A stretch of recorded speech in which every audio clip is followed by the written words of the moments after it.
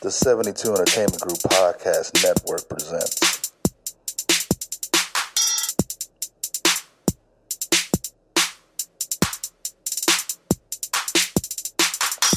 Blood King? Vaguely. Yeah, no, I met a couple guys from there. One of the guys is actually Mayweather's mother's bodyguard.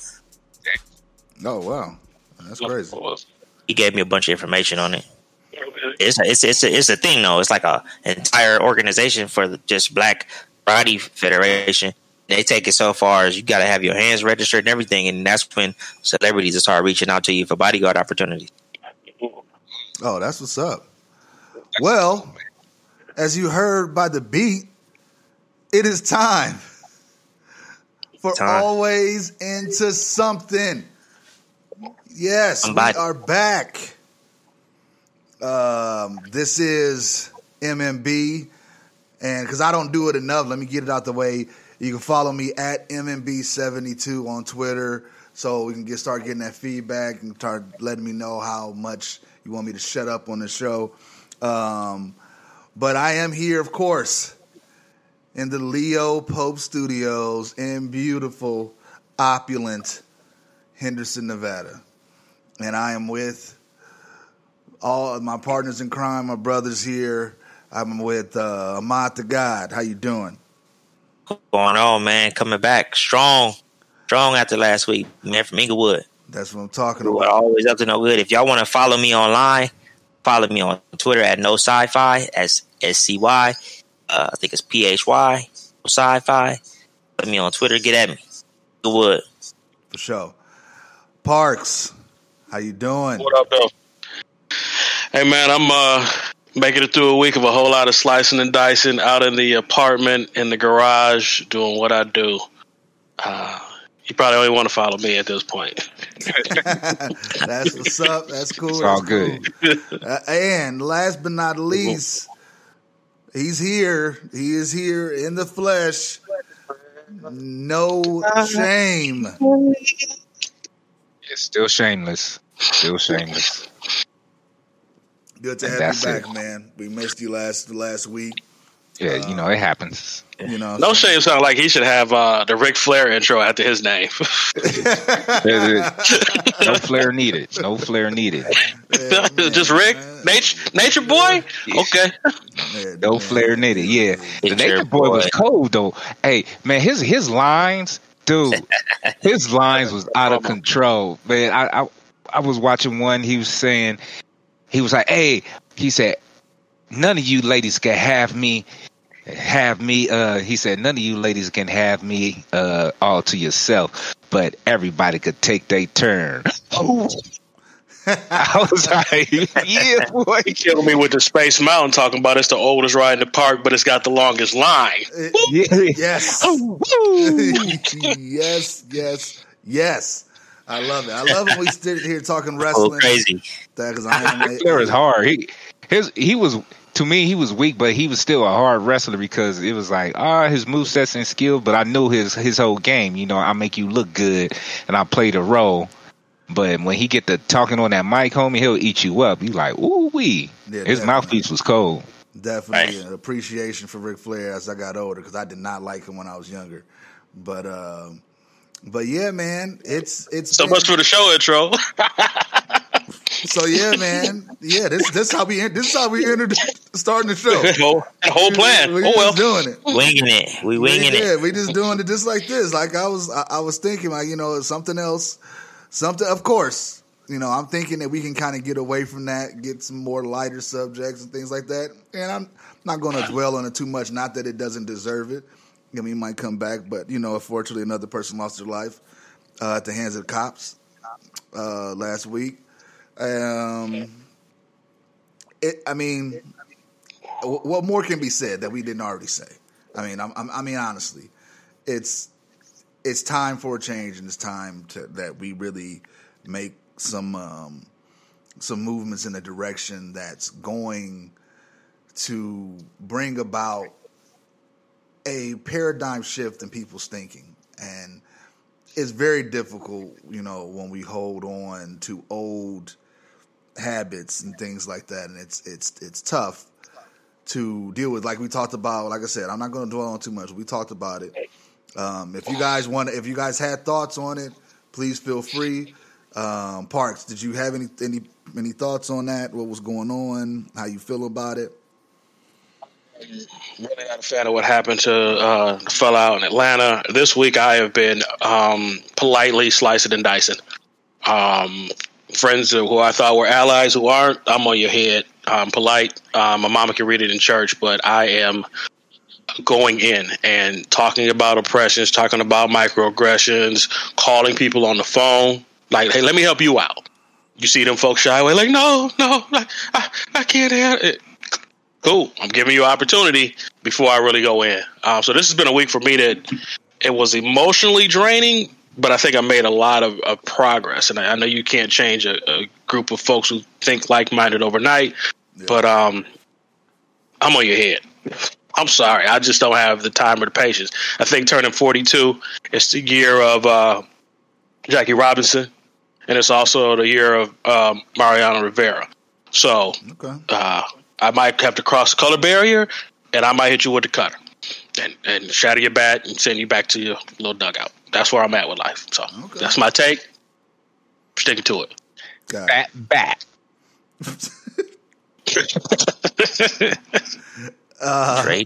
Ahmad to God, did you have any thoughts on it, man? Yeah, man. I mean, this week I haven't really had a lot of interaction. Of course, everybody's still doing the quarantine. I have seen a little bit of progress because I've seen that a few police officers had stepped down or quit, something like that. So it's an eye-opening to see this happening, because in a way it signifies that something is actually working, something's actually changing. It also signifies that they're upset that they can't get away with it. You know what I'm saying? So my outlook is that if that's how you feel, you want to quit, leave, I don't need you anyway. Let them go. You know what I'm saying? Let their ass go. Everybody else that's stuck around still, we can weed them out. You know what I mean? Like, if we just continue to push forward. I mean, it's been a lot of negative stuff going on.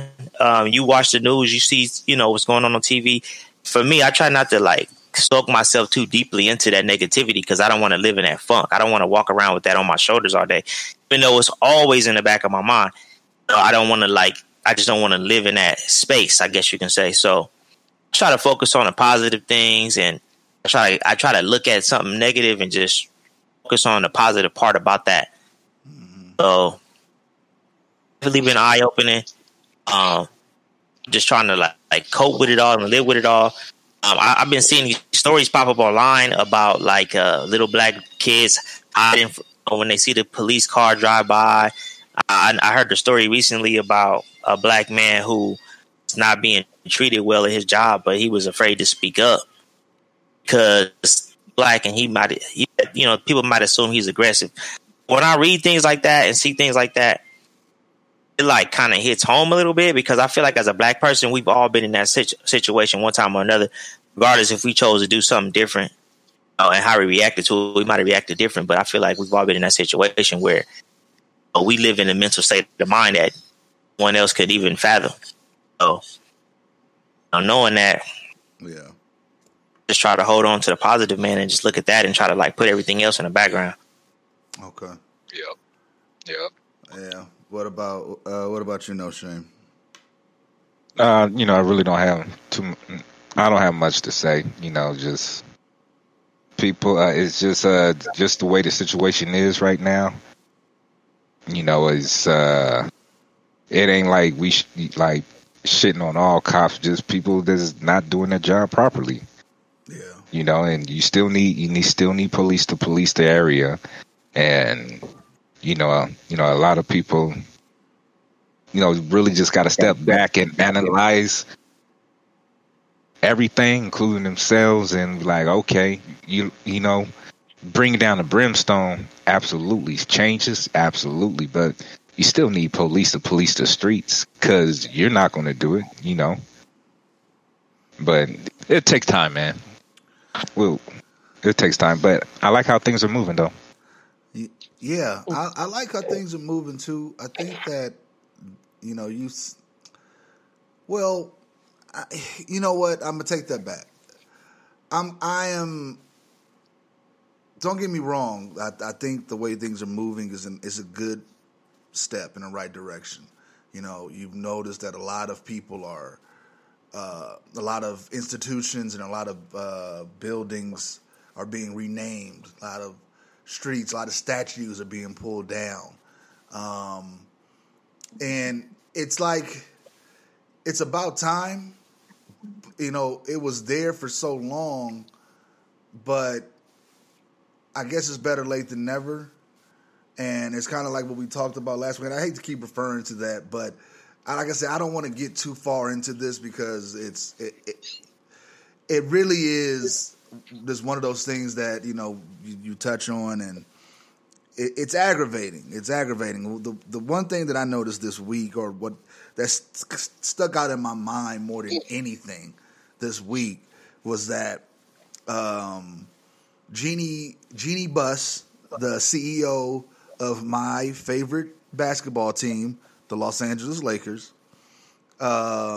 she put on her Instagram a letter that she received.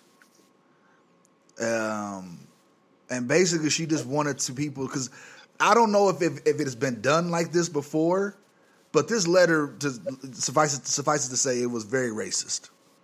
You know, it started off with "Dear Whore." Exactly. So he was going. I mean, they were just like, we you know, we want you to read. We don't want you to read the rest of this because you just gonna just call me out my name in the beginning. But anyway, he goes in with these. It was a lot of N-words. Let's just leave it at that. I'm not about to just repeat it because I don't want to. But she put it on her Instagram saying that this exists, this is disgusting, it's gross, and it needs to change. And I think that was good because how many letters do these executives get? How many? A lot of them, right? You know, and a lot of them. And don't get me wrong. Don't get me wrong. I was here during the All-Star game in Las Vegas. Mark Parks, were you here? What year was that? I don't remember. I was out there from 99 to 02. So if it fell into there, and I doubt it. I don't think. Oh, you might not have been there. But anyway. I was down there. Yeah, okay. So you were down there. You saw what was going on.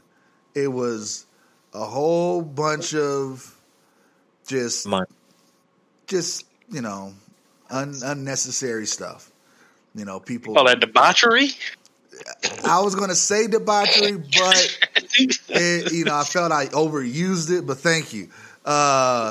It was a lot of dining and ditching, just fights, arrests, people doing things, and of course, the predominant color was black. So. We fast forward now. People were. I remember myself because I was out until about 7 o'clock in the morning. I'm driving down the Strip. You know, Las Vegas Strip in the morning time it wasn't really busy, but it's 3 or 4 cars and they're outside ghost riding a whip on the Strip, and it was just like hypey. Yes, it was. This is around the hypey movement, so I don't remember the dating still, but anyway, I remember the executives.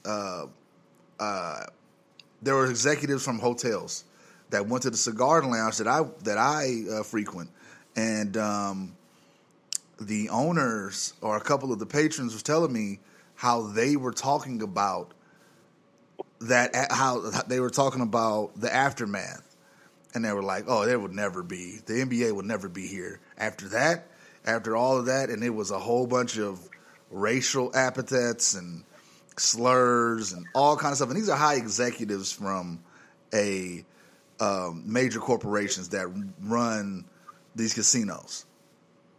So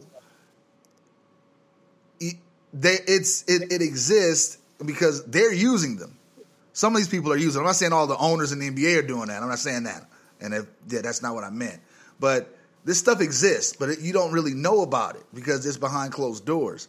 But for her to peel back that curtain and show, like, look, this is the stuff that I get. This is what we're dealing with. And it needs to be some kind of change, and I think that's where we're headed. I mean, this is kind of a roundabout way of going there, but I think we are finally making some headway that we've been looking for a while.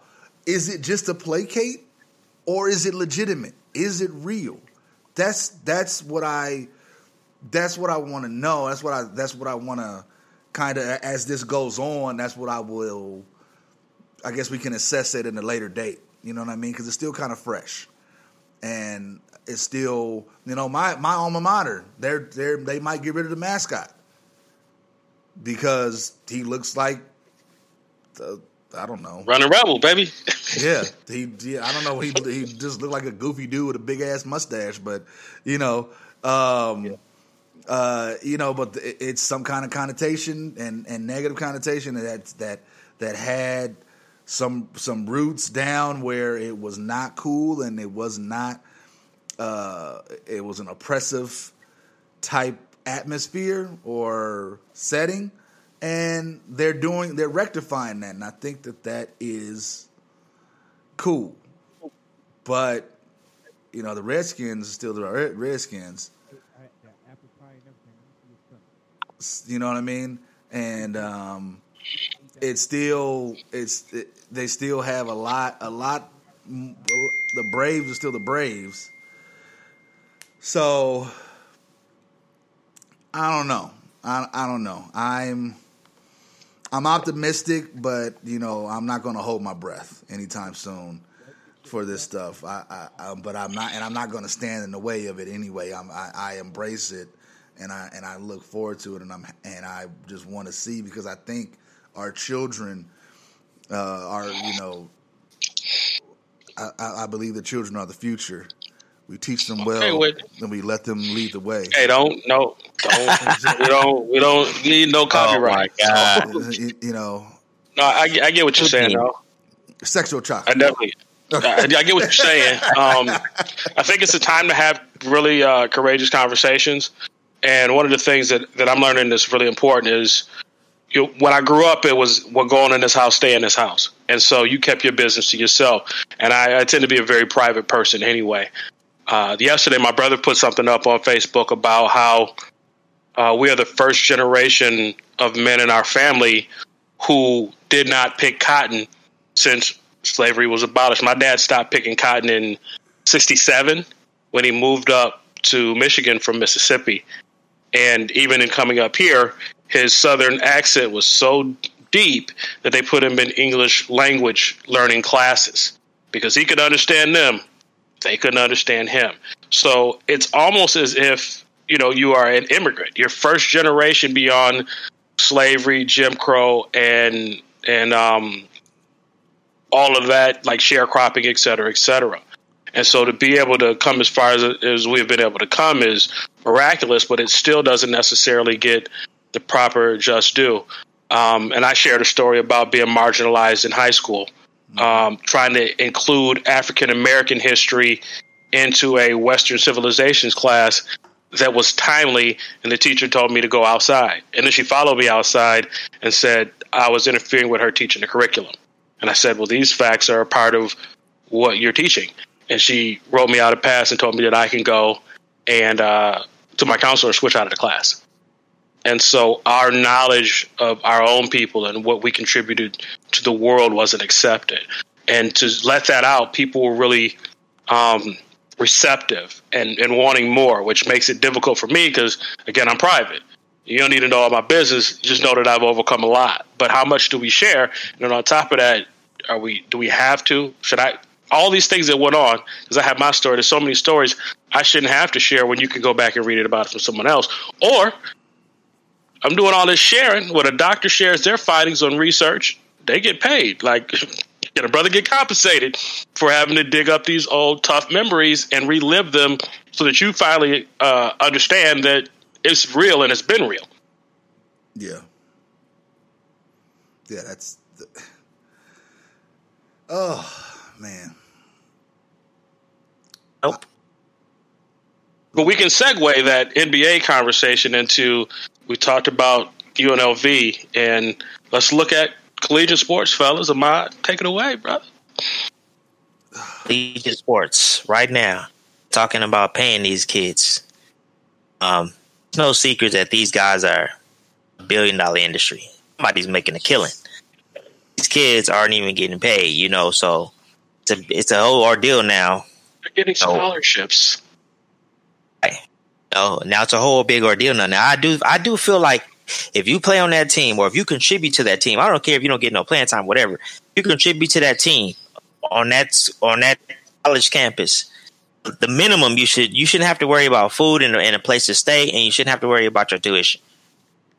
Shouldn't. You know what I mean? Now, extra money or whatever it may be, that's different. But those should be the bare minimum. So for them to be making all the money off them students and telling them, that they have to go to practice and they have to maintain a certain GPA, and then they got to go out and a lot of them can't even, have jobs when they're playing sports. A lot of them they're not allowed to work. How am I going to support myself? What am I supposed to do? You're making billions and billions of dollars. We got a private jet, all kind of shit, and I can't even put food in my mouth. But you want me to kill myself for this team? I don't think it sounds fair to anyone. There's been a lot of speculation of the people starting their own leagues. LeVar Ball had a good idea for a minute, but that never really took off. Now Kyrie Irving is coming forth talking about wanting to start his own league, but a lot of players ain't rolling with that. Not rolling with him. So, it's interesting. In my opinion is I really feel like the college kids deserve something. But wait, like I said, what you said, Kyrie Irving trying to do his own league? Is it for players that don't want to go to college? They just want to go. And players that want to be in the league and not play and get checks like him because he's always hurt. Sorry. Basically, so basically, sorry about that. So basically, he was telling the NBA players, because he's the vice president of the NBA Players Association.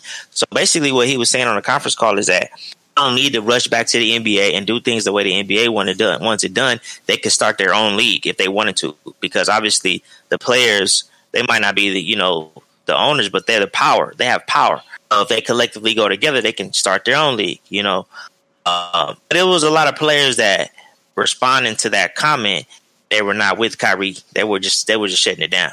It wasn't the idea they were shutting down. They were just telling Kyrie, listen, you done contradicted yourself a few times on these conference calls. So now you don't have no stability in your words. So that's why they kind of fell back off for Kyrie. And he thinks the earth is flat. He thinks the earth is flat, He's one of them guys. Even Kevin Perkins was like, if we put your brain inside of a bird's head, the bird will fly backwards. Damn. That sounds like something I would say. I'm sorry. that's damn. It was like, it was all good when you thought, because what happened was they were saying that the NBA was talking about coming back, but if you were not eligible to play, you wasn't allowed in Orlando. So, he said when Kyrie found that out, he changed his opinion. Oh, that's why Perkins was pissed off at Kyrie. But Perkins not even playing. Perkins not playing, but Perkins is just calling Kyrie out on BS. He's media now. He's like an analyst. He has to deliver his opinion. Basically, he's saying, listen, in the beginning of the Players Association conference calls, we're on this side of the fence, Kyrie. Now, after the NBA came back with their rebuttal, you changed your whole entire view on it. You want us to that ride with you. It doesn't sound like you what you're doing. Now confused and shouldn't be able to. We're not riding with that. You need to make up your mind. He's like, you doing what's benefiting you, or you really doing what's benefiting everybody? He was like, you making threats talking about you're willing to give it all up for social injustice and social change. Let me give you a name of somebody who actually really did give it up. And I forget her name, but she's a WNBA player who Maya Moore, I believe. It was Maya Moore. Left a WNBA to do exactly what Kyrie is threatening to do. He's like, don't threaten and say you're going to do it. When we got people out there that really made the sacrifice, because now you're doing them a disservice. You're going to do it. Don't threaten to do it. Yeah. No, I agree. I think it's if you're gonna put the bold statements out like, oh, we could do our own league, don't just say that's just like pulling a gun on me. Don't just pull a gun on me and don't shoot it. You know what I mean? Because now I'm mad, and now it's going to be an issue. So it's tough because they're all millionaires from the NBA and various sponsorships and things like that. But because of basketball, they're all millionaires now, right? And that's been the goal and the dream of many players, many of children and young men and women to play basketball, and from elementary all the way up into college. They are like, well, one day I could be in the NBA. Not everybody makes it. We all know that, and it's kind of what they had a movie about it, Hoop Dreams. You saw how that works, but if you're good enough to go to a prep school, because now they have everything's a prep school. It's not just, you can't just go to a regular high school. You got to go to this. What is it? Is it like the traveling schools? I forgot what they call them, but you got to be in one of those programs. You got to go to a prominent high school, and your family has to move, or you know what I mean, and all this stuff for your talent, and you're in the hopes that it's going to pay off with you signing that big NBA contract. But meanwhile, there's a little spot there. Some players stay for 1, some players stay for 2, some stay the whole 4 years, where they are honing their skills, getting better, but they are also not being compensated fairly. That's my opinion, for their work that they're doing and what these universities, and I don't want to say just the universities, but these athletic programs ask of some of their student athletes. It's you have a star player, and of course you want them eligible. So what do? They get them tutors. They do all the stuff. Sometimes they go beyond that. I don't want to speculate. I don't want to say. There was a whole thing on Real Sports about, I think it was North Carolina, and if it wasn't North Carolina, forgive me, but none of the athletes were taking tests. They had athletes that graduated that couldn't even write a sentence, but yet we send them out, and okay, that one particular one, I think he ended up in the NFL, or I think he ended up in the NFL. Don't worry, if I write sentences, I write checks. Yes. Now I had a friend. I had a friend tell me he used to work for Benny Binion out here in I'm sorry, he used to work for Benny Binion when Binion was, I forgot where he was at, but before Binion, Binion's Horseshoe in Las Vegas, all that stuff, the big Western mobster. He said he used to go to his room every day and read to him, because Benny Binion couldn't read. And he said to him, he was like, a lot of people think I'm dumb because I can't read, but I can count, and that's all that matters. Sound like Mayweather. Sorry. So TBE. So really, you know what I mean? But still, you think about this though, because they're selling you. They're selling you on this prestigious program, this program, this, and you're going to be able to do this, and you're going to be able to do that. They can care less what this man wants to do outside of playing his particular sport, or this woman. They could care less, and that's the feel that I get from most Division I schools. I'm not saying all of them do this. I do not agree. I don't think that they all do this, but if you are not a championship contender in a particular sport, it don't matter. It doesn't matter anyway. Nobody cares. And that's just how it is. Because what does that get you? More endorsements, more TV exposure, more lucrative bowl games. Because bowl games, you get a lot of gifts and things like that, and it's really cool. But it's, I had to eat ham sandwiches for like 3 weeks in a row. Thanks, I appreciate this at the end of the year. You know what I mean? And you get the luau and all that, or whatever they do at the end. The point of the matter is, I remember going to the dining. We call it the DC, and I was with a couple football players, and it was late night snack. The DC was open.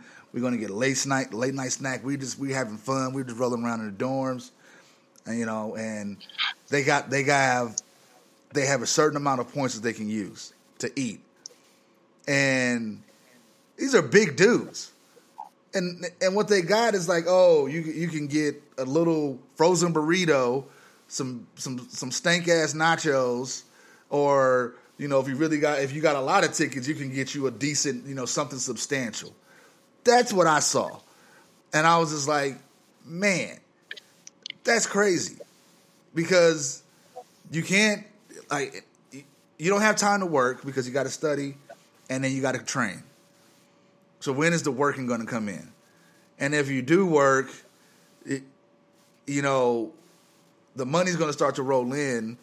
Similar to what happened to me, the money started to roll in, and I was just like, you know what? I'm going to put this on the back burner for a minute and just start working, because I want to make some money.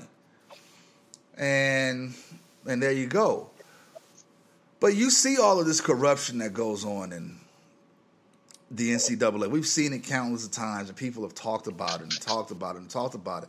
What is it that people aren't really getting? Just like with all the stuff that's been going on with the race relations, and how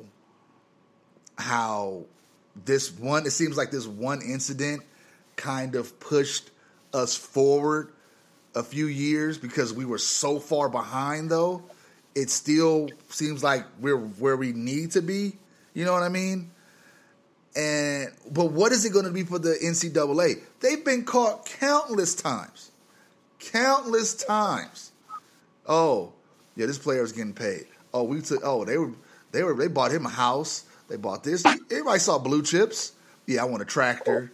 I want $15,000 in a duffel bag on my porch. I want a Lexus. I need my mom to have a job and a house for my little sisters. Done. But it's go ahead. Go ahead. No, go ahead. I go back because I'm from Michigan, born and raised in Ann Arbor, and we had the Fab Five. And when you look at that document, they talked about how Nike was making millions of dollars off of the black socks they wear. They brought the baggy shorts out. They had their jerseys in shops in the on the campus area going for big money, and they couldn't afford a slice of pizza. And so when Weber was dealing with Ed Martin and accepting money or saying he wasn't, and those things came out, he was sworn away from the university for years, and they took all the banners down. They stripped them of, their Final Four stuff and things like that. And to me, it's big business where the athlete is taken advantage of to the tune of tuition and maybe a stipend here and there. And granted, when you look at the state of Sallie Mae and Naviet now with student loans, to get out of school without a student loan is dang near a miracle in this day and age. And so for them to have their education paid for is a blessing, but they had to work for it. Now, in the NBA, you have the G League, which guys are now starting to go there. You might get $500,000 for the year. You get to practice and get your skill set right, and then hopefully it increases your stock in it. Or players are going overseas for a year or so and then coming to the NBA. So they're bypassing college making money for that year and then setting themselves up for maybe $1 million payday or more. I think the biggest issue, and from a developmental standpoint, many of these guys aren't big enough to be in the NFL, but they have to wait. They can come out their junior year, but they have to do at least 2 years in college in order to be able to make it to the pro. So automatically off rip, you're getting 2 years off of one person. And that's every one person on every team before they can seek the opportunity to actually go make money. And so that's what bothers me. And then on top of that, the biggest thing is, okay, does the volleyball team get paid? Do they get paid with the basketball players or the foot? Like, who brings in the money for the university and who should be paid? And that becomes an issue as well, because there's a possibility of a lack of equity and inequality when it comes to potential stipends based on, well, the football team brings in all of the money for the entire university's athletic department budget, but we have to share it with golf and synchronized swimming or field hockey. And so that becomes the biggest issue. But I honestly think if you don't get paid, you should be able to do things that allow you to be your own independent contractor, and maybe you sign jerseys or go to kid birthday parties or be at a sporting goods store, with things of that nature. If you as a kid can take the time to hustle up and just sit down and sign some things and get some money, that's great. And it teaches them entrepreneurship as well and living off their likeness because they're their own business anyway. Beyond that, if you get some money, I'm all for it.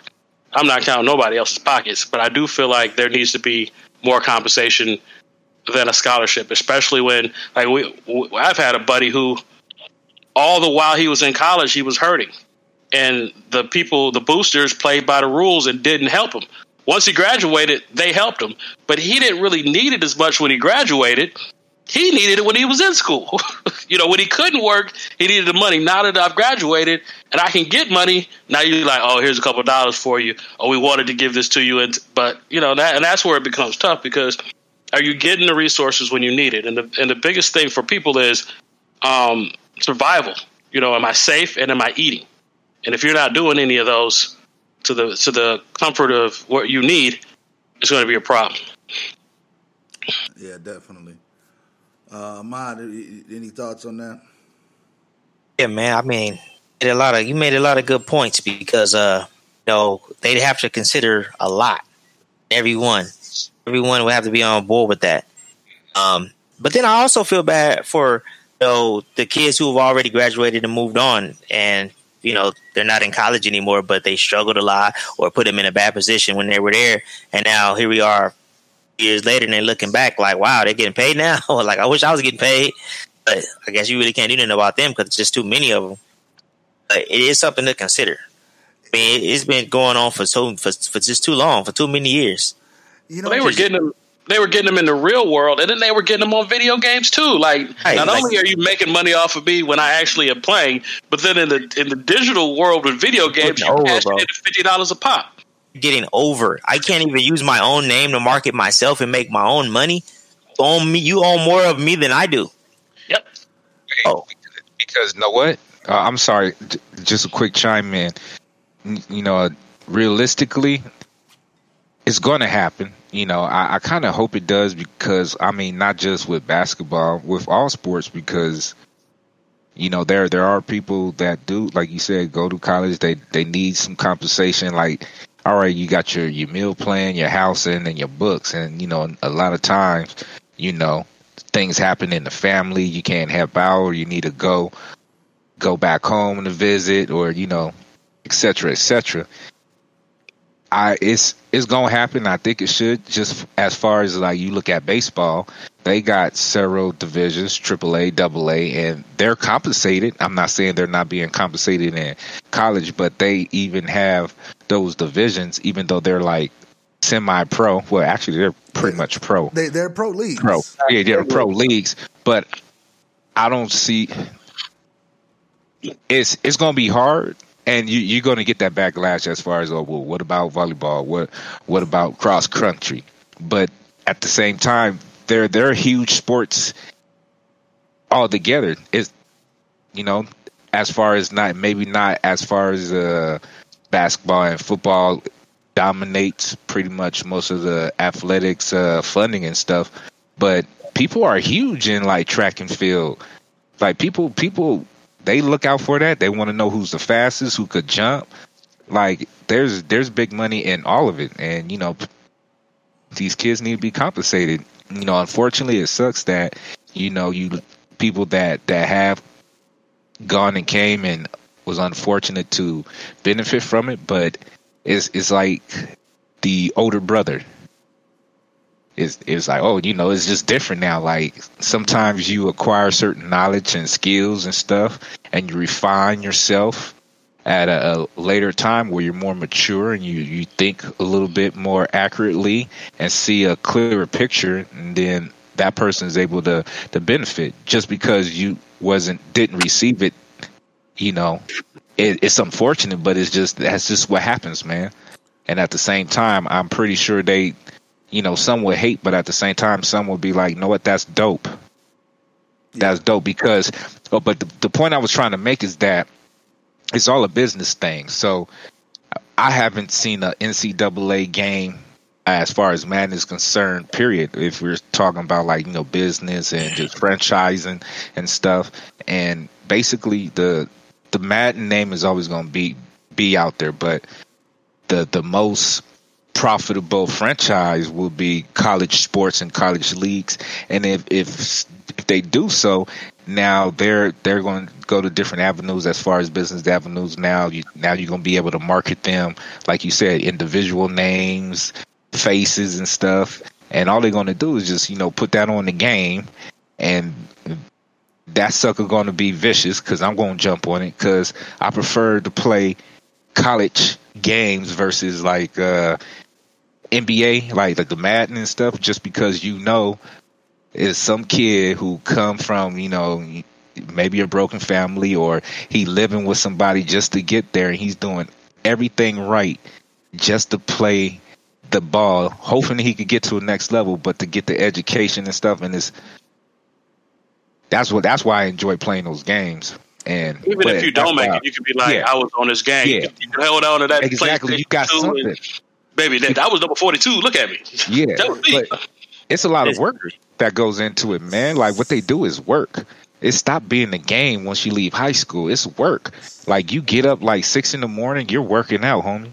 You got your schedule is filled with certain things to study, if that's the type of school that's really geared to shaping your future. Now, most schools are, and then you still have those schools that's like, we're not worrying about that. We just want to win trophies, win championships.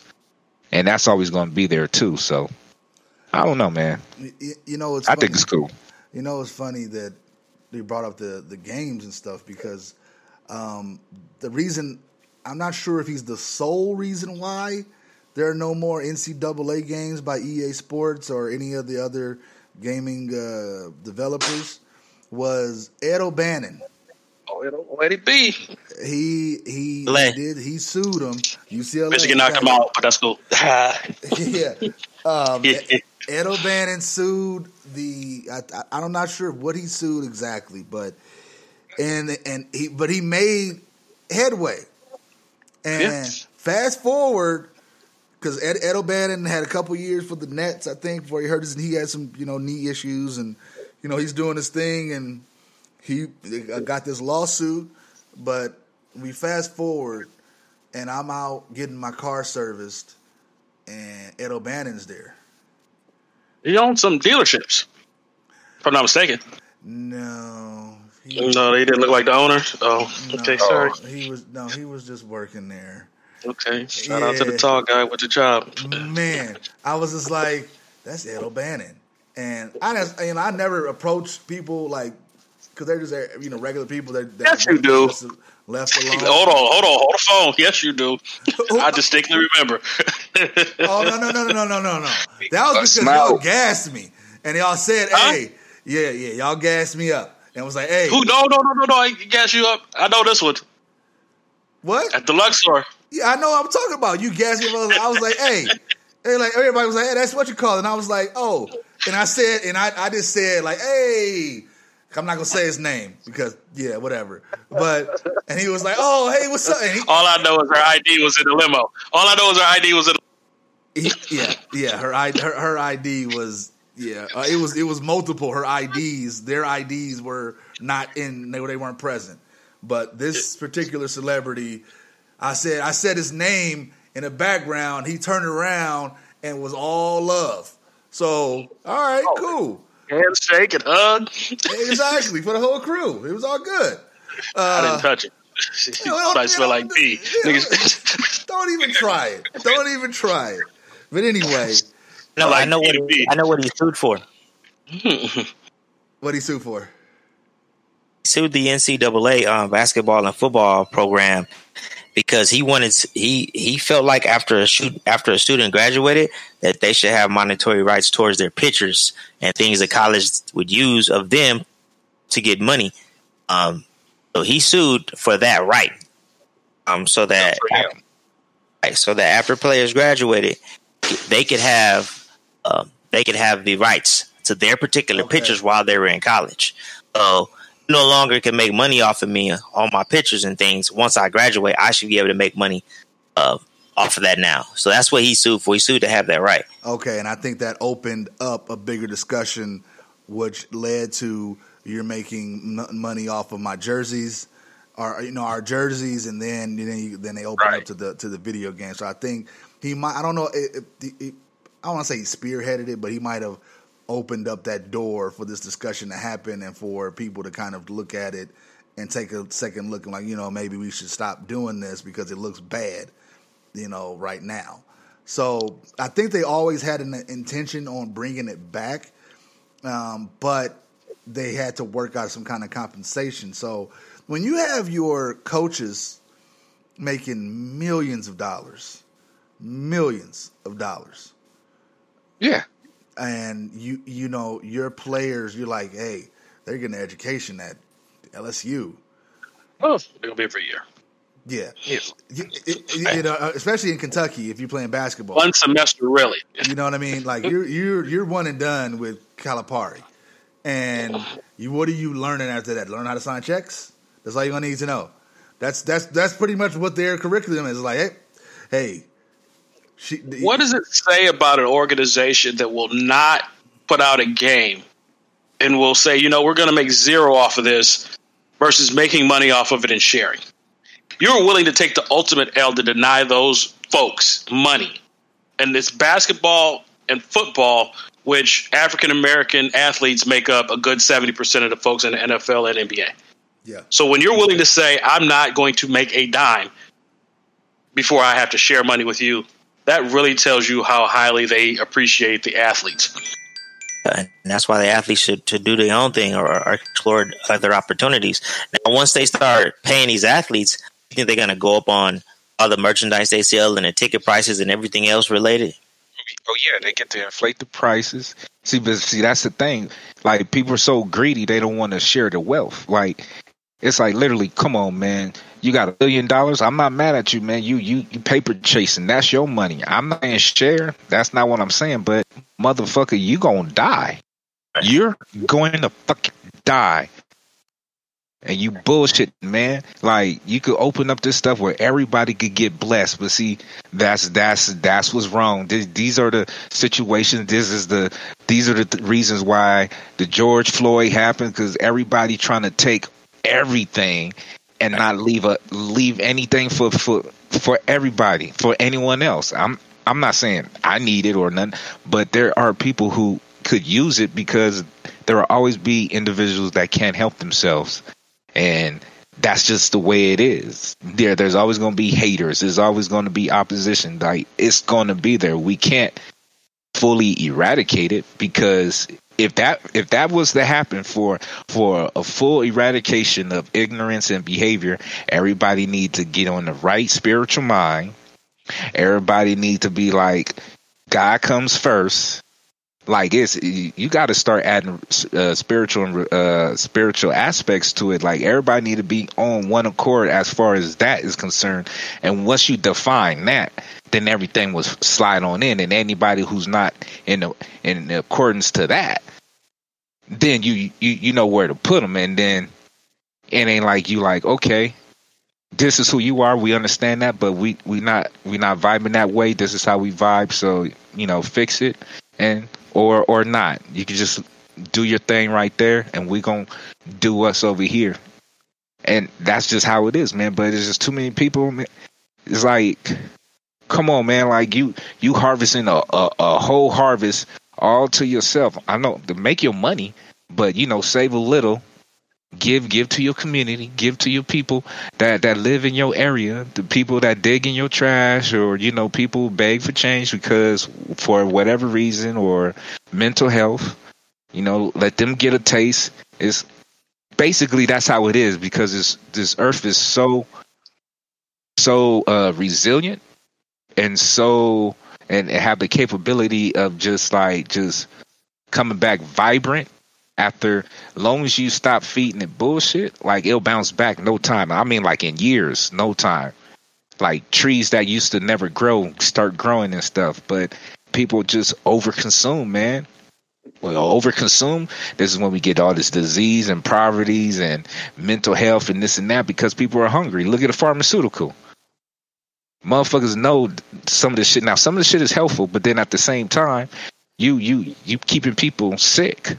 But not healing them, but getting money. And then after their body deteriorate, and now they're on like 15 to 20, 30 different prescriptions. And then they coming out the pocket, and if they don't have no type of insurance, you got to pay for insurance. Dude, I get it. It's a money hustle. I'm not mad at it. Capitalism, that's us. But, man, sometimes, man, people need to just pump their brake, man, because you're going to die. You're not bringing that dog with you. You're not bringing that big screen with you. You're not taking that mansion with you. You're not taking those fucking clothes with you. The only thing you got is your soul and your consciousness. And if that don't even belong to you, then you ain't got nothing. But that's just a thought. Sorry. Yeah, you're right, man. We definitely need to start looking at ways to create for all and share in the wealth. And a lot of people feel like if someone else gets something, they're taking away from you. And you see it so often, and even in this, and I don't want to go back to the political things in the state of the country, but for certain people to get something, I looked where a guy was like, oh, why is there a new holiday? As if July 4th is going to be negated and null and void. Now you see all of these statues getting taken down. You're thinking July 4th is next. And it's not taking away. It's in addition to. Right. And for me, it's like, bro, you got another opportunity to throw some meat on the grill. Last night, they were lighting up fireworks. I didn't even know. I'm like, oh, Juneteenth. Now, I've been celebrating Juneteenth for a while, but this year it seems to be even more special. And so when people decide that, hey, we can get money together and do it in a positive and productive way and help other people, then that often when people have an idea that is centered where other people can buy in most cases, we lose that the things that separate us. That could be religion, color, and I don't, money is the root of all evil, what they say, but it also can bring people together. Exactly. If we're working together to get money to take care of our families, in most cases, people will overlook color, or they will overlook, your sexual orientation or your race, because the bottom line is survival and taking care of ourselves and our families. And when you feel like somebody else's progress impedes your ability, then that's wrong. And in some cases, you've been living off the fat of the land for a long time. Maybe you need to allow somebody else to eat a little bit. Hey, man, there's basically more than enough to go around, man. Greed. More than enough.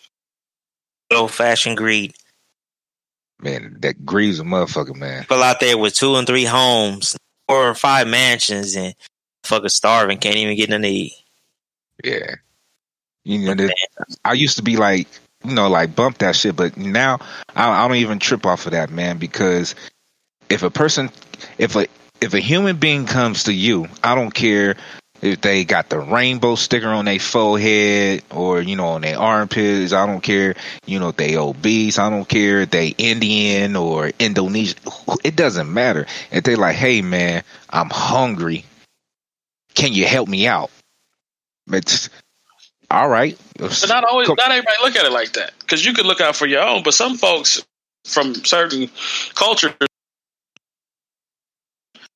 you're at a intersection and you see a homeless person. Now, if it's a woman who's claiming she's pregnant, you might give money.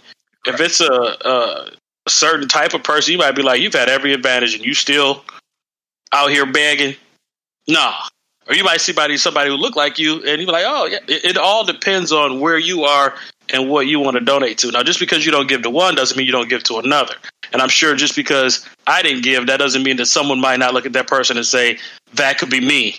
I'm going to give. I think in whatever circles that you run in, you should try to give and then maybe expand upon that as best you can. Right. You know, I'm not tripping off the money. The money thing is the money thing. You know, I put my brakes on that. Shout out to the headphones. I thought you were talking about the money. The money thing. Yeah, it's all good. It's just like my whole thing is like, damn, man. People talking about make American great, make it like, man, fuck that shit, man. Why the fuck are we rushing over to help motherfuckers and we got people? I got a grown man or a grown woman asking if they can help, like they're hungry. They just want something to eat. They're not asking for change, just something to eat. Are you fucking serious, man? All right, I'll be in there in a little bit. Close my door. And it's like, are you serious? You mean everybody, you know, you're a Trump supporter. America great. Nah, man, America ain't great because we got motherfuckers who need to eat can't eat. You mean everybody can't eat? I'm not saying everybody need to be living lavish. I mean, you can't. And ain't nobody got a sandwich. People could be happy on their level. Meaning you don't have to make a homeless person a millionaire, but there are some homeless folks, like, you give them a job, they're going to work it. You give them something, they're going to use it. But then there are others who are out here hustling. And I think those people, the bad people, in many cases, outshine the good people. They do. But I also met a lot of good people. But my whole thing is like, man, well, why the fuck are people talking about how great America is? We got people still starving. America ain't fucking great. And when America be great, everybody go to bed with full bellies. I'm not, or something in their bellies. I've been around kids, like, doesn't matter, kids. I'm talking about kids, and they're like, dang, man, I don't eat like this at home. I don't get food often. That's fucking bullshit, man. I mean, there's programs out there, there's people doing their thing. I'm not saying that, but it's like, everybody can't eat? At least that? Crazy. All this food, all this fucking food, these goddamn buffets, big ass motherfuckers on Rascals, motherfuckers can't even walk, and niggas missing meals? That shit's bullshit, homie. 100% bullshit. Like, crazy. Like, I mean, racism is bullshit. It's like, but we still, you know, we got racism and we got people starving. That's crazy. How better would America be if you could eliminate racism and hunger? Homie, it will be the illest power. We really have world. Could nobody mess with us? We really have a lot of people jumping over here, dude. Because when you got something in your belly, homie, you know your situation really don't look so bad. At least I got something to eat. It's worldwide, though, man. I'm hungry. I got an attitude. Shoot, that's worldwide. No, it is. It is. I'm not saying it's gonna be perfect, but it's just like, damn, man. There's several. Don't get me wrong. There's several programs out there. There's people doing their thing. You know, there's government programs out there. They're doing their thing, but it's like, come on, man. Like, why are kids missing meals? First of all, I can see an adult, but why are children missing meals in the United States of America? Shouldn't be an issue. Simple. It's crazy.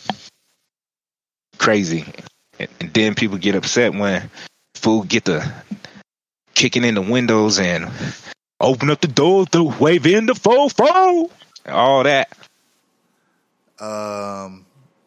Sorry, I'm getting off topic, but That's what I heard. I had to step away. I apologize, but I had to hear a Biggie lyric when I came back. That was awesome. People talk about looters. When a person gets a television that they don't necessarily need, what are they going to do with it? When they get shoes or things that they don't need, what are they going to do with it? They're going to flip it and sell it to someone and get money to pay for the things that they really need or they really want. When you're opportunistic like that, you say, I can get this TV and I can use that and sell it at a discounted rate. Like, for example, I was in the dollar store getting a Father's Day card, and this lady was she was upset because her ex-boyfriend bought her a Michael Kors bag. And she didn't want to accept it because that would have meant something. And in my mind, I'm like, shoot, get that, holler at me. I can go to the ATM, meet you in the parking lot. We can flip that. My wife would be happy.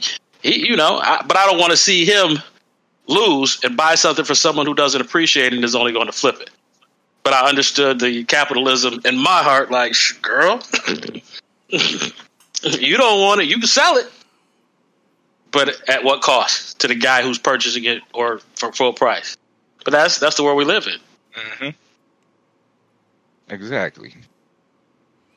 That world. Whole world. I'm just gonna throw it out there real quick. You talking about white, black. We talking about basically poor people and some rich and some privileged. You go over to a country, and I'm not saying I agree with it. You fighting these battles and stuff. Hey, man, you come back, you can't find work. You know what I'm saying? Like, you can't. Like, what's up with that? Like, that's a crap of bullshit, homie. You got people going around dying for something that I may not even know what's going on, or protection or whatever it is, and they struggling to fit back in. Like, how the fuck is that happening? And this any president who been up in there, like, why motherfuckers got to come back and they can't find a job? Historically, that's how they treated black military members.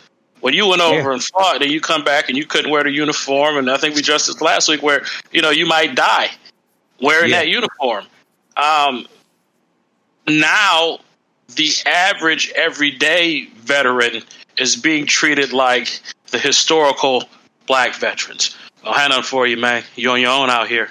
You got the VA hospital, but that's the VA hospital, for better or for worse. It's better than nothing, but you come back, thanks for your service. You get a free meal with your DD-214 at Applebee's on Veterans Day. So you got one meal a year coming for free for show. Everything else, get it how you live. Hey, man, I think that's cold, man. You sign up for something, and I'm not talking about like, I mean, this shit's just crazy, man. You putting your life on the line. Basically, there's a chance that you could die serving or protecting this ideal of what America is, and then you come back alive and you put in some years, and they're like, oh, good looking, we'll give you a little check. A lot of people come back with PTSD and certain addictions and stuff because of what they seen and what they had to do. Yeah. If I'm not mistaken, I'm thinking it was the Civil War, that it was Irish people came over to America, and as soon as they came off the boat, they were enlisted to fight in this war. In order to to come over here and get your plot. You were over, yeah. But then when the war was over, you will find it Irish need not apply. And same thing, the Italians didn't have to go for that, but they were still discriminated against for being Irish. But they fought for this country. That happened when they were first coming over here, when they told the folks that they were bringing that it was gold everywhere. So they had these people developing the land and all of that stuff. You get over here and you didn't find gold until 49? San Francisco, shout out.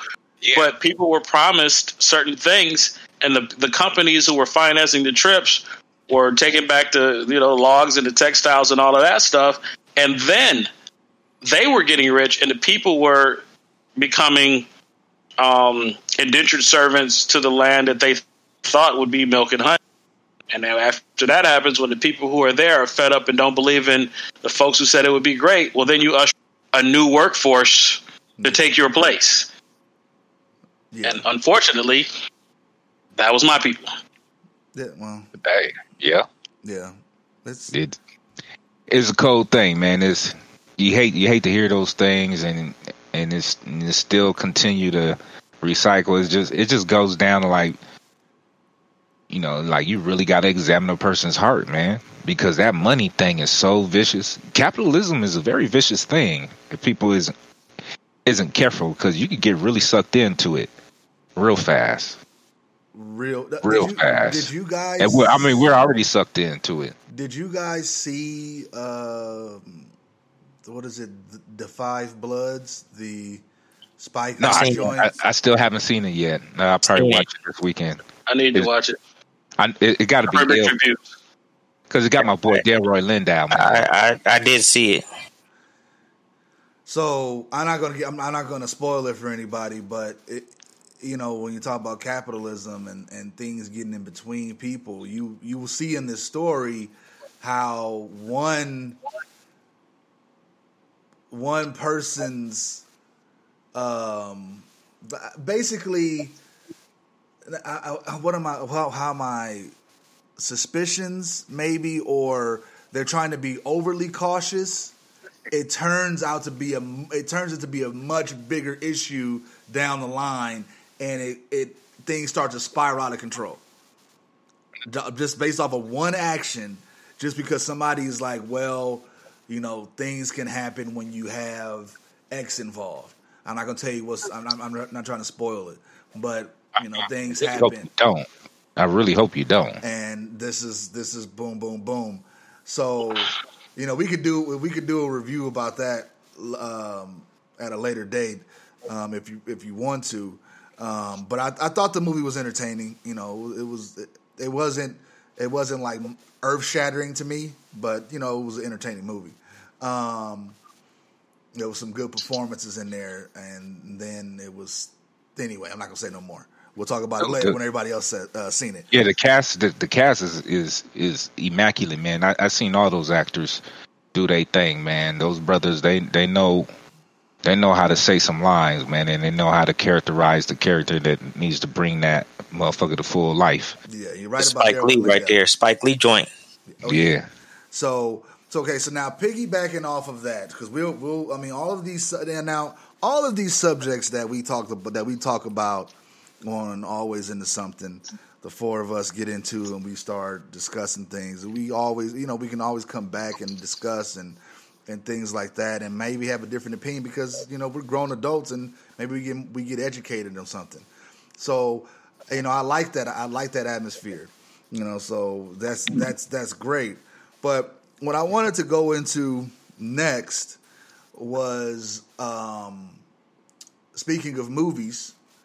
So I did this. A buddy of mine came up with this tournament idea, right? So we were going to do a 64 team, quote unquote team tournament. But what it turns out, we're doing 64 movies that were going against each other, and we called it the Totally Bitchin' 80s Movie Tournament, right?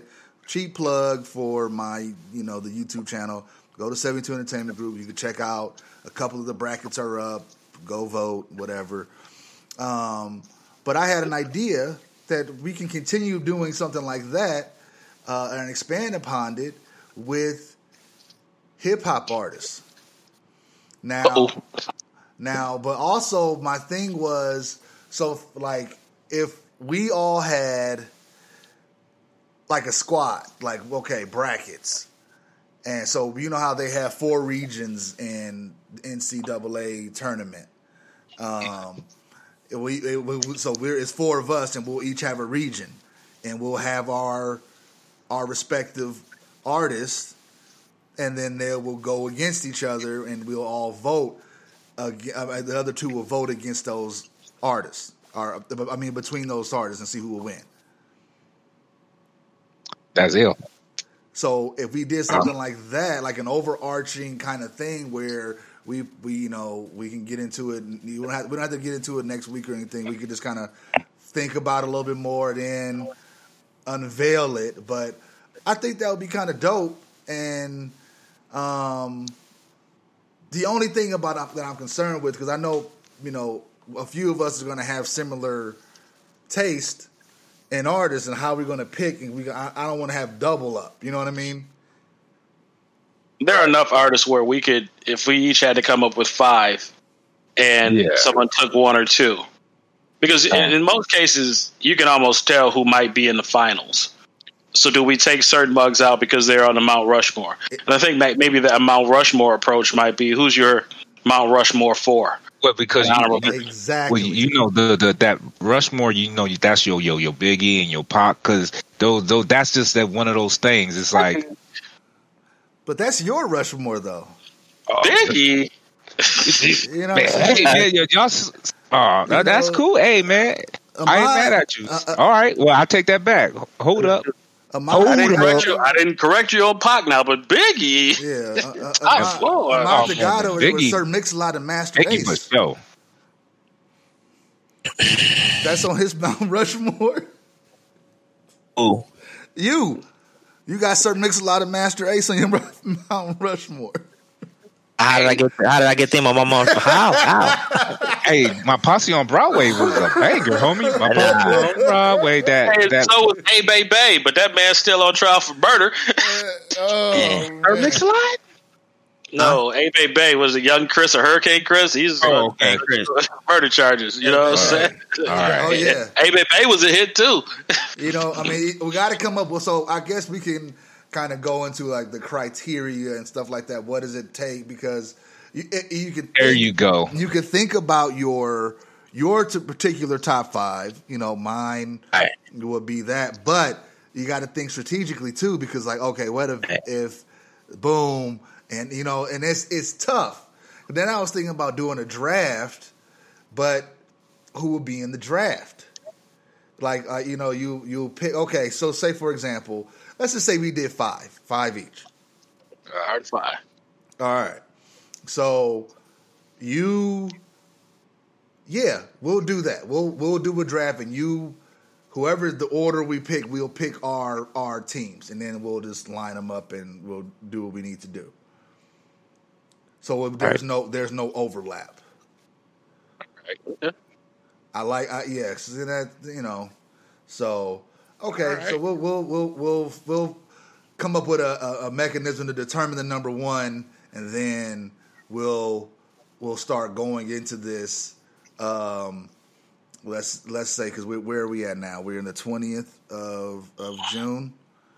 Yeah, it should be. Yeah, so we can start. Let's say we start this in July, and so tentatively, and not to cut your wisdom, but tentatively, I'd like to go around and get a top 3 to 5, so we know. Yeah, top 3. 3 to 5, because it's 3 to 5. Okay.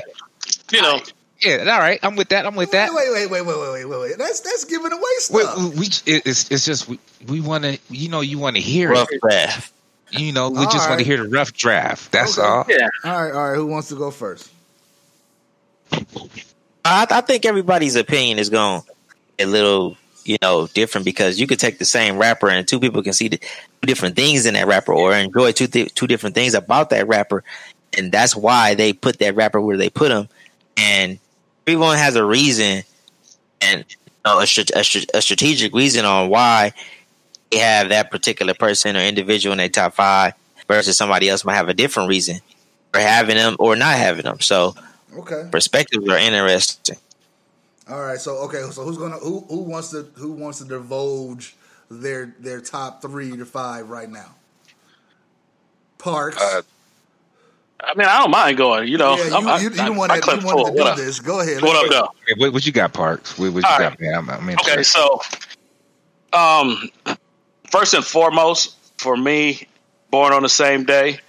Shout out to Tupac, and the reason being is while he may not have been the most creative rapper in terms of like a Kendrick Lamar or a Eminem, you felt him in your soul, and he presented different parts, whether it be Brenda's Got a Baby or Hit 'Em Up, and so that mine would be Pac. Okay. From an old school standpoint, with storytelling, maybe not always the best, but complete albums and impact and influence, I got to go with Uncle Face, Scarface down in Texas. Oh, for sure. Hey, for sure. Like, don't you interrupt me? Sorry, my bad. let me get my rounds off, bro. Yeah, let me get them off. Okay. For longevity, creativity, and creating something out of nothing, and being a focal point and a mogul, I'd have to go with Jay-Z. Reasonable Doubt up into 444, and any greatness or potential blunders that you can go back and hear, I'd have to go with Hove.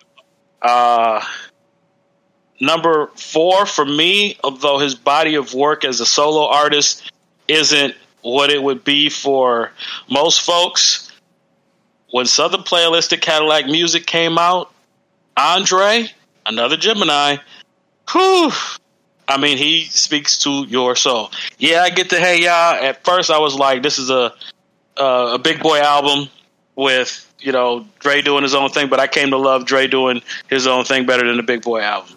And then my unsung hero, who creates his own beats and writes his own raps and doesn't get the commercial notoriety, but is solid and pays homage to the old, but still is a cat from Meridian, Mississippi, who is spitting, and he makes his own beat and is 10 mixtapes in. I'd have to give it to none other than Big Crit. And if you don't know about Big Crit, allow me to introduce that man. I met. Woo! So I met him. He hard. Okay, well, I appreciate the congratulations and appreciate what I do, but he is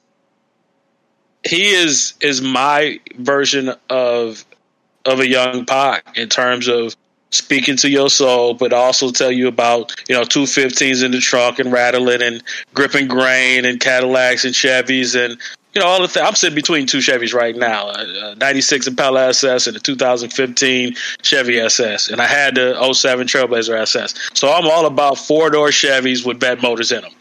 And Big Crit exemplifies that old school 8-ball and MJG, Pimp C and UGK with Bun B, Dungeon Family, T.I. He represents the South in a manner that most folks who are into that really understand. But he doesn't get the notoriety of a J. Cole or a Kendrick Lamar or Big Sean or someone who might win the Grammy. But he does it all himself. Oh no, I know what's a dope talent, bro. He a dope talent. Yeah, he is, and he's just an humbling spirit too, man, and just real conscious on the mic. I put my 5 up against anybody who on war. Yeah, your 5 is trash, but anyway, go ahead. You know what? I mean, honorable mention to Nip. Honorable mention to Nip. Honorable mention to Nip. Hey man, no. We taking one of my top 5. All right. Okay, tell me about Daz and Corrupt. Snoop Dogg. Tell me about Goldie Loc. You know what I'm saying? Trey D, Triple OG. Yeah. Hey, no, tell me about Snoopafly. Yeah, you know what I mean? No, okay. So look, if I'm going there, if I'm going next, let's go. I'm gonna go with. I got to do it. It's my favorite rapper of all time, Snoop Dogg.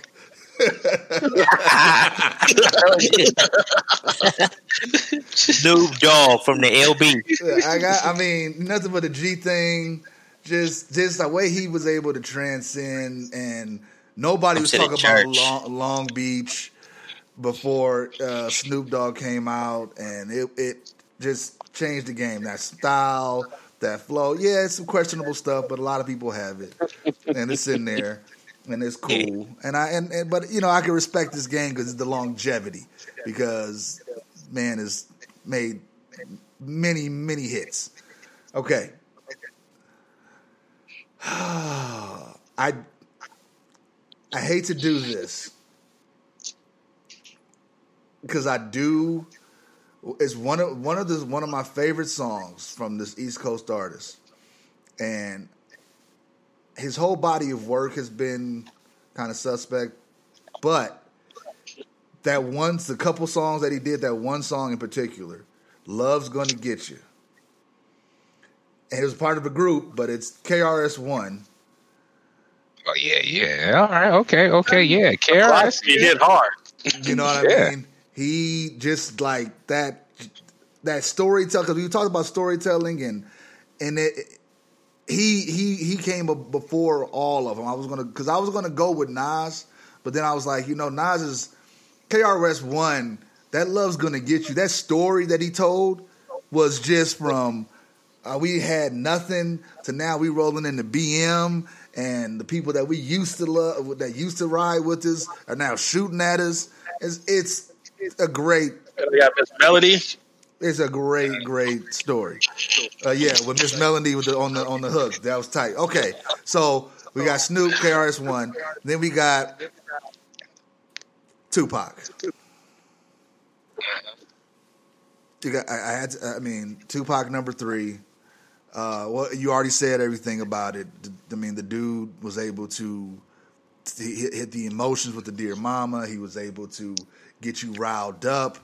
And they gave you a nickname. Remember, No Shame, when we were sitting in the car with Cram Nevis and Big Dana, and all government names. War stories. War stories. Outlaws on the rise. Jealous. Cram Nevis, man, dog. Nevis. And he was cool. He was cool as hell. Every time I hear that name, man, I Cram Nevis. What? Yes, Cram Nevis. But so Tupac just all right. We already established that. And I got to go with Nipsey. Nipsey was coming up, and he was doing a lot of good things, and not just in music. But this is based off music. But what I think that I love the maturity that he was showing in his work, because he was just going to be another Snoop clone, but then he kind of stepped out. He kind of stepped out and began to do other things and became more enlightened. And more enlightened, and it showed in his verses, and you can hear it.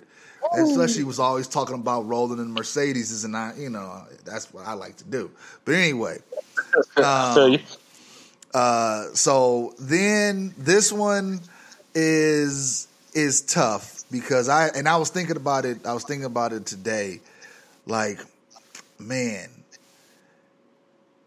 You have some really good spitters and people that spit, and I'm more of West Coast. I gotta have the whole vibe. You know what I mean? Like you can clap on the beat, Battle Cat. Yeah, you know what I mean? Like that. I mean, the voice got to come in just right, and just got to mesh well, and the hook. But if you're talking about spitters, there's several different spitters, and I was never a fan of the Wu-Tang Clan growing up in high school when they first came out. I grew to appreciate them later. But this particular person, when he first came out, I was like, And then that second album came out, I was in. And then the third album, I was like, I'm back out. But I cannot deny his ability to spit. And it's Eminem. I can see that. Yeah. No, he got flows. Yep. Eminem can flow. I'm here. I don't want to be able to go outside, but yeah, okay.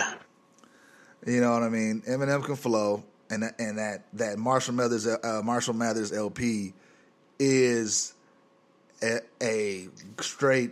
That's a Just Play album, and I know he has several other albums and like all that other stuff and whatever, but to me that one really resonated, and it was just. But again, that's the West Coast influence because it was a lot of West Coast artists on that album. That's right. You know what I mean? But if I'm gonna give an honorable mention to somebody, because I think that was my 5, right? Yeah. I'm going to go with The Game. Yeah. Because The Game, his flows. I remember last time he was out here, Ahmad, you played this song, and I was like, man, that song is tight. And I didn't know what it was. It was Hug the Block. Hug the Block. And I was like, man, that song is tight. I'll still be banging that. Me too. I was like, dude. I was like, man, it's a good song. He tells a story. He can get in. He can go in. He can tell jokes. I mean, but that's an honorable mention. And yes, I am West centric. You do have your Kanye West and all that stuff, and Kanye West is a good. You know what? Now, let me shut up because I don't want to take nobody else's time. So go ahead. Whoever wants to go next. Who's left? I guess I could go. I'm not putting them in any order. I'm just gonna give you 5. But yeah.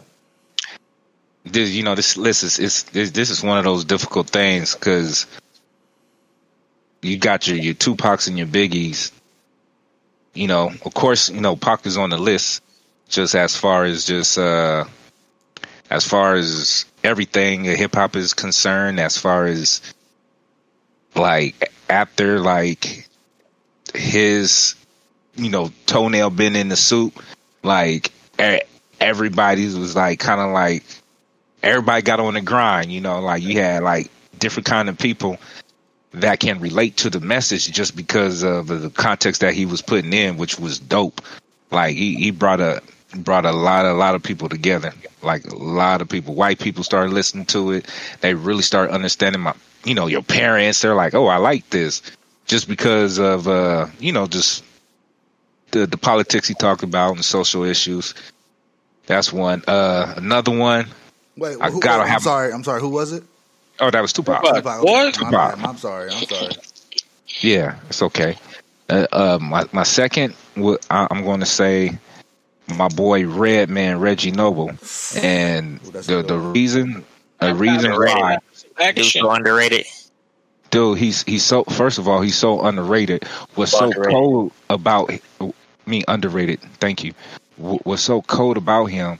That he wired. He's. Oh my God, he's a monster, man. He'll body anybody. It's just like it's just he don't.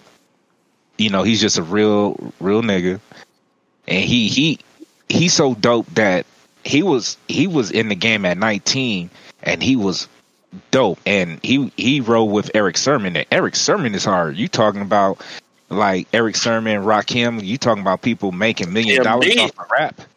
Eric is making dollars. Man, Eric Sermon is hard. Fools be forgetting about him. He makes his own beats. Yep, Squad. I don't know about that list, but yeah, go ahead. But I know. But Redman for sure, man. People sleep on him. I guess I'm definitely gonna put Face on there just because Scarface. Okay. Stupid bars, man. Stupid bars. Lyrical. He'll body you. Gangster. Like he's been immaculate. He's been immaculate since day one. Ghetto Boys, Pac, beats, all that. Ill.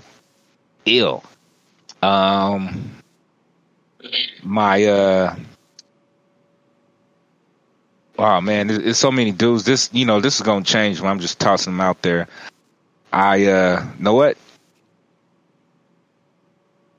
I'll say Prodigy, man, from Mobb Deep, man. Prodigy from Mobb Deep. Okay.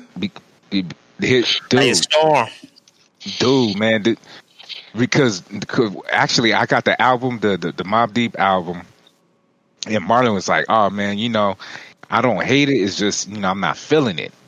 And I bought it from Marlon, and I ain't never went back since. Like they've been on my squad, and Prodigy, I mean, his flows is vicious. I got everything that he dropped. Oh yeah, Spent my lifetime in between the papers line. Yeah, he's vicious. He's bang glass tape. Oof. You know what? I'm gonna throw my nigga Raekwon in there just because that's my nigga, man. All day pots and pans. Raekwon is so cold, and he got a whole lingo that is just his, and like he writes his own stuff, and it's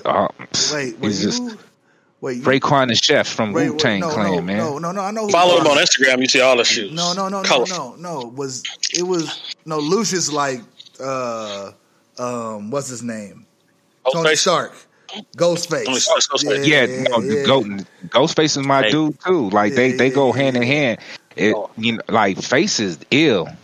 Face is like that's my man pots and pans. But Ghostface is like, but Shala Capricorn, that's my dude, man. Like it's just oh man, I mess with Raekwon all day, every day, man. Okay. And I guess, you know what? And my little honorable that people are really sleeping on, and he's been killing, man. He's the last 3 to 4 albums. Royce, man. Royce 5'9". Yeah. He's my dude. Better. Beast. A beast, and he's relentless. And like his albums, dude. His albums, man. That. Oh my God! What was the story of what was that album he dropped? The story of David or whatever that was. It's like the one before the one that just dropped, or is that with the Babalo boat on there and all that? Yeah, man. Babalo Island is real, bro. Been there, dude. Just it just. The intimacy and how the Book of Ryan personal, the Book of Ryan, he put himself out there, man, and I felt it because it was real, it was genuine. He didn't lie about it, and I was like, just a very cohesive project. Like he been hard, but I'm talking about putting things together, making songs and hits, and like his like last 4 albums. I mean, all his albums are hard, but his last 4 albums, just complete beast fire, man. Just fire for the beast. Just ill for anybody who want to get it. They could get it. Like Royce, man, like that. People are really sleeping on Royce. Like sleeping. Like he's saying something. He's saying a whole lot. We could do a slept on list too. Yeah, I like that. I like the list. So what you got in mind to God? What you got? First and foremost, I mean, Dylan. Spit hot fire. All night, no work. Hot fire. But for me, my number one pick for Sway has always been the same. It's always going to be the same. But for me, it's Tupac. So, like coming up, I used to get a lot of his music that wasn't released. It was beyond what you were seeing in the store. So I was able to get my hands on all the Machiavellis and all the little underground shit he used to do. And Shady Dubs. I started listening to that.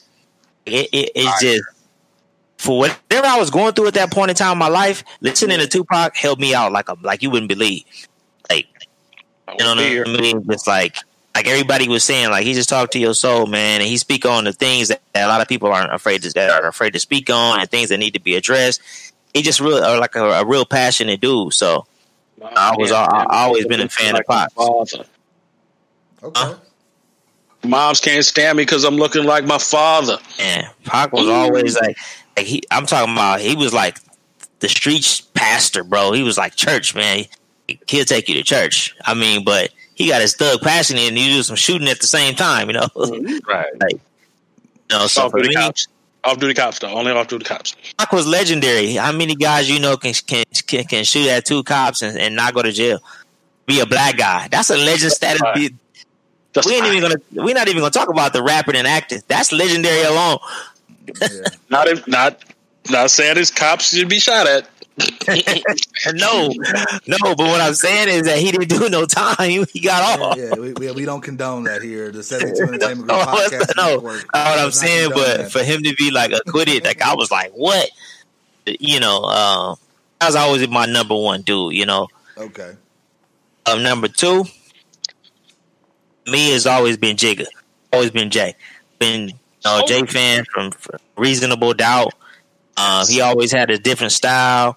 He was always self-made. He was always his own dude. Never influenced. He only put the truth in his raps. He never had to write the rhyme. Like, you know what I'm saying? Like, Jay was just that cat for a long time. So always rode with him. Always was cool with his style. Jay is like just one of them guys that's just hard. It's hard to stand up to all the things he accomplished. Yeah, got it. And when you listen to him, you can hear influences from so many rappers. You can hear Tupac, you can hear Biggie, you can hear Rakim, you can hear all these rappers when you listen to him. So when I hear Jay, I hear like what made Jay as well. His favorite rapper is Scarface. All that shit when you listen to him rap. If like a lot of people they bring up Scarface, you know they know about rap and hip hop because Scarface was ill before like hip hop was hip hop. And he wasn't from New York. Exactly, he's South and he wasn't West Coast. It wasn't gangster rap. It was this Southern. He brought that Southern that people didn't know, but it was lyrical and it was vicious. And it was immaculate. He's a businessman. He wasn't stupid. Everything was like, he's a technician, man. At Jordan. Yeah. Uncle Face, I owe him $20 just because I didn't pay enough for his music. Yeah, man. So it's all good. I think my third artist will probably have to be Oz. I'm gonna say that is because Oz has always been in his own lane. Yeah. Always been able to like. It's very few rappers that really want to touch on what needs to be touched on because try to stay away from that. So for him having the courage to do that and successfully being able to do it over whack beats, whatever, like key. That's why he's so hard. Over beats that's some of the beats are cool, but the way he rides the beat, he make the beat. Beat don't make him. Exactly. He'll make it work, so it doesn't matter. Right. You were like, okay, I'm feeling the song, but the beat wasn't all that. But you made it just because of your scheme and how you played it. Versatile. He is a very versatile. I mean, even the album he came out with Damian Marley. Did you hear that album? That album was dope. Hot fire. Hey, he a versatile dude, and just like I said, he got his own style, and he a classy dude. He's not the kind of guy that's gonna follow the crowd like, yeah, you know, I had sex with your wife and I'll rob you and all that. He's like the bar as far as like the classy standard. Like, I love my enemies. Like, no, I hate you, but I don't want to destroy you type of dude. Like, he's like the balance in hip hop. I look at him like the balance. And it was even a story where him and Tupac got into it, and he had Tupac completely outnumbered, and Tupac was acting a damn fool. Nas kept his cool. You know what I'm saying? Nas just kept his cool. Like Nas is always about like understanding and love versus just like first starting his mind is just go kill up some shit. Like, he just a bar. You know what I mean? So Nas has always been in my top 5. Always will be. Right, and then my number 4 pick. From day one, I've been fucking with this cat. You know what I'm saying? His entire career, his flow is pretty much like unstoppable to me. That's Andre. Yeah, Andre 3K. Yeah. Andre 3K. 3 stacks. 3 stacks. Joe. Hey. I mean, really, he don't need no introduction. Like, we all have seen what he could do. And he's just versatile. He's just that dude. And of course, he unique. He got his own thing going. But he always been like, you know, and plus he from the old South, like when the South was really starting to make a name for themselves. You know what I mean? Like, I got something to say.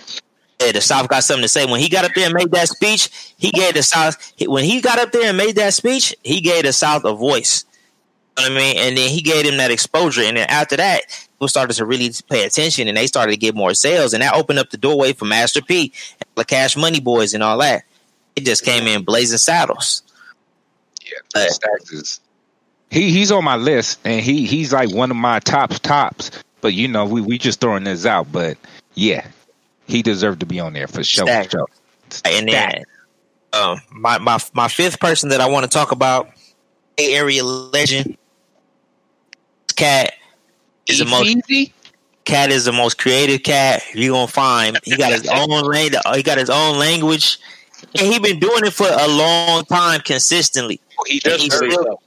And he's very consistent, talking longevity, and we're talking about bangers. I mean, every album on the disc or whatever, every song might not be a banger, but always gonna give you at least a few of them to take to the club with you or just bump in your car or whatever.